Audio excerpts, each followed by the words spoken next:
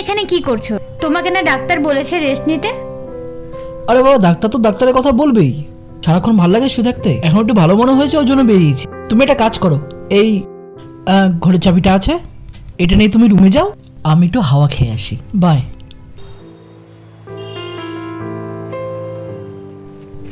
এই শোনো, বললাম আমি স্নান করে উঠে কিন্তু চা বানাবো, তাড়াতাড়ি এসো, বেশি দেরি করো না। হ্যাঁ, আমি ফিরে আসবো তাড়াতাড়ি, তুমি যাও।